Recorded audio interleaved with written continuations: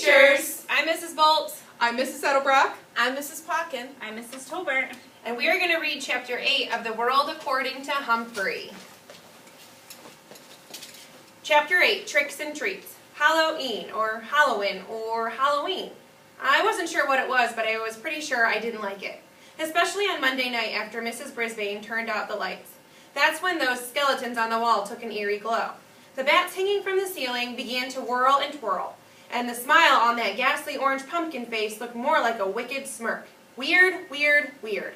So I was thrilled when Aldo flicked on the lights. "Whoa, it looks like Halloween in here," he exclaimed as he wheeled in his cleaning cart. He strolled over to my cage as usual and bent down so we were face to face. "So are you going to wear a costume for Halloween? It's Wednesday, you know. Halloween is when the ghosts and goblins come out to play," he explained. "Eek," I squeaked. No, it's not scary. It's just fun. All the kids will wear costumes. Richie's going to be a werewolf. So what are you going to wear? A fur coat?" He laughed at his own joke and then began his cleaning routine, talking to me as he swept and dusted. I started thinking about this costume thing. Mrs. Mack had a costume party once while I was staying with her. People dressed up like kings and pirates and ghosts, and Miss Mack dressed up like a clown with a sparkly pink wig and a funny face. Nobody wore a fur coat. I thought about this costume thing all night and the next day. When Garth threw a piece of wadded up paper in my cage, I wondered about the costumes. When AJ tripped on his way up to the chalkboard and Gail didn't giggle, I wondered about the costumes. Even when Mrs. Brisbane called on Saya and she answered her, I wondered about the costumes, and I came up with a plan of my own. On Wednesday, Halloween arrived, but there were no costumes. I was extremely disappointed until Heidi blurted out, "Mrs. Brisbane, when are we going to have the party?" "Raise your hand, Heidi," the teacher told her. Heidi obediently raised her hand, and Mrs. Brisbane called on her. This time, when Heidi asked her question, Mrs. Brisbane said, "We'll have our lessons this morning. After lunch, you may put on your costumes, and we'll start the party." I felt happy, and got in a nice nap for the rest of the morning. But I was wide awake after lunch. My classmates returned from the cafeteria, then scurried off to the cloakroom and the bathrooms and returned. But I hardly recognized them in their costumes. Oh, they were wonderful.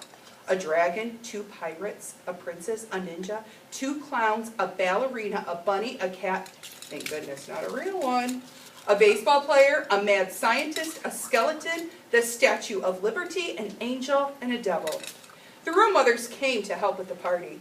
They were both dressed as witches. Still, Mrs. Brisbane was the scariest of them all. She didn't wear a costume, just a button that had the words, "This is my costume," printed on it.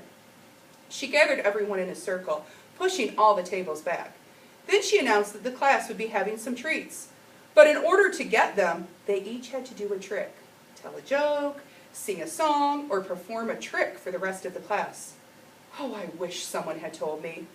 I had figured out the costume part, but what about this tricking for treats? Art, the ninja, stood on his head. He stood on his head so long, Mrs. Brisbane finally had to thank him and tell him it was someone else's turn. Gail, the ballerina, twirled around the room on her toes. Garth, the baseball player, told a joke about a witch. Miranda, the bunny, sang a funny song about your ears hanging low. It was all very entertaining, except for the fact that I was thinking about something else. But Mrs. Brisbane got my full attention when she called on Saya. Saya was dressed as the Statue of Liberty. She wore a flowing dress and had a crown on her head and a big cardboard torch in one hand. She stared down at the floor as she took her place in the center of the circle. "What trick will you do for us, Saya?" the teacher asked. Saya still stared at the floor. "Sing your song, Saya, sing!" I squeaked out as loudly as I could. "You can do it, Saya, sing!" Yes, I know all she could hear was squeak, squeak, squeak, but I did my best. "I think Humphrey wants to hear from you," said Mrs. Brisbane in a surprisingly friendly voice. Suddenly, without warning, Saya began to sing the Star-Spangled Banner in her clear, sweet voice. Everyone stood up right away, like you're supposed to when they sing the national anthem.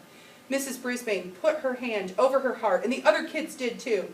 Well, pay attention. Art didn't until his mom came over and whispered in his ear. I stood up too, as proud as a hamster could possibly be.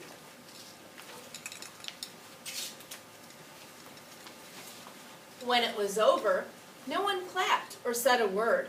It seemed as if those sweet notes were still drifting around the room. "That was lovely, Saya. Thank you for sharing your beautiful voice with us," Mrs. Brisbane said. "I wish you'd speak that way to me someday. Nice, encouraging, friendly." Anyway, the tricks continued, and after AJ told a few riddles, Mrs. Brisbane looked around the circle and said, "Did I miss anyone?" This was a moment I'd been waiting for. No one had noticed, but the night before I had sneaked one of Aldo's white dusting claws into my sleeping hut. I had to act quickly. I pulled out the cloth and crawled under so it completely covered me. Then I stood up and began to shout like I never shouted before. "Trick or squeak!" I cried. "Trick or squeak!" Miranda noticed first. "Look!" she yelled. "It's Humphrey." I wish I could have seen the faces of my classmates, but it was dark, dark, dark under the cloth. I could hear them, though. First there were gasps, then giggles, then shouts of "Look!" and "Humphrey's a ghost." I continued to squeak my heart out until I heard Mrs. Brisbane's firm footsteps coming toward my cage. "Who did this?" she asked. "Who put that on Humphrey?" No one answered, of course, not even me. "He could even suffocate under that," she said. "But he looks so cute," Heidi called out. Mrs. Brisbane didn't answer. She just said, "Will someone please uncover him?" Golden Miranda opened the cage door and whisked the cloth away. "Humphrey, you're a riot," she said. "Only a riot? Let's be honest here. I was a smash hit." Then the room mother served up cupcakes with orange icing and cups of apple juice, and my classmates played games. Just before the bell rang, Mrs. Brisbane clapped her hands and made an announcement. "Mrs. Hopper and Mrs. Patel and I have consulted with one another.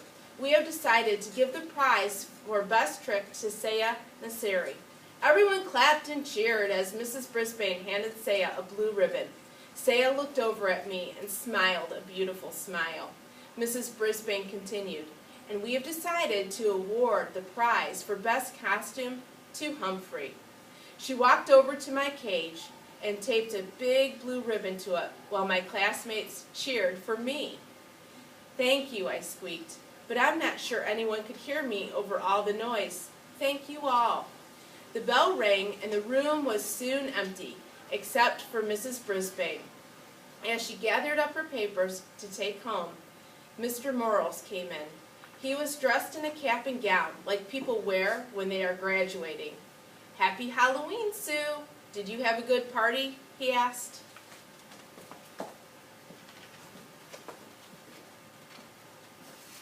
"Very," she answered. "Somehow your friend over there got hold of a ghost costume and won the prize.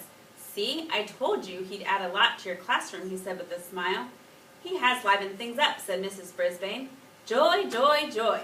I believe she was starting to like me. "Just so he doesn't liven things up too much," she added.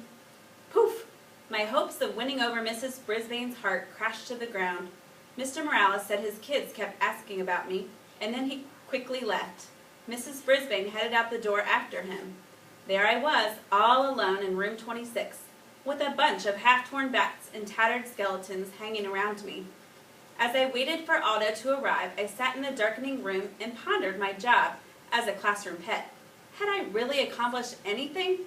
Mr. Morales' children seemed to settle down when I was there.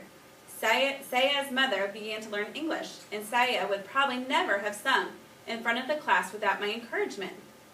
Still, Mrs. Brisbane was not won over. Neither was Garth Tugwell, although it seemed as if he had liked me well enough in the beginning. Now he always muttered things at me as he passed by my cage. I noticed that he was the only one in class who didn't cheer when I won the award for best costume. I was still worrying about Garth when the lights temporarily blinded me, as Aldo sailed into the classroom, yelling, "Trick or treat!" He was wearing his usual work shirt, dark pants, and heavy shoes. But on his face he wore huge glasses with a bulbous nose attached. The center of the glasses had giant eyeballs painted on with circles of red veins. His floppy mustache drooped out from under the nose. "Great costume," I squeaked. "Hey, what's this?" Aldo rushed forward to examine my blue ribbon. "Best costume for a fur coat? I'll have to ask Richie about that," he said. Aldo reached into his lunchbox and pulled out a juicy slice of apple. "I've got a special Halloween treat for you, Humphrey, 'cause I'm very, very happy tonight," he said. I grabbed the apple and began nibbling as Aldo pulled his chair up close to my cage. "You see, I went to the Moonlighters Club. You remember, the club in that ad I found on the projector." I squeaked an excited "yes!" And I met a real nice girl there named Maria. She works all night at the bakery. So tomorrow we're going out on a date, lunch and a movie. Aldo leaned back in his chair. "She's a real nice girl, pretty, nice. Did I tell you she works in a bakery?" Aldo rose and paced back and forth in front of my cage. "You know what I can't figure? I can't figure out how that ad got on that projector. Mrs. Brisbane wouldn't show that to the class, and she wouldn't be interested herself. And it was weird how the projector was left on. Mrs. Brisbane always leaves her room in ship-shape condition." He paused to rub his chin, then looked at me out of the corner of his eye. "You know, if you weren't locked up in a cage, I'd think you had something to do with it," he said.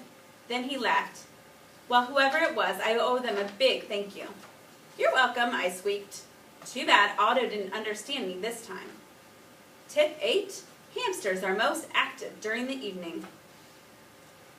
Thank you for listening. We hope you enjoyed the book.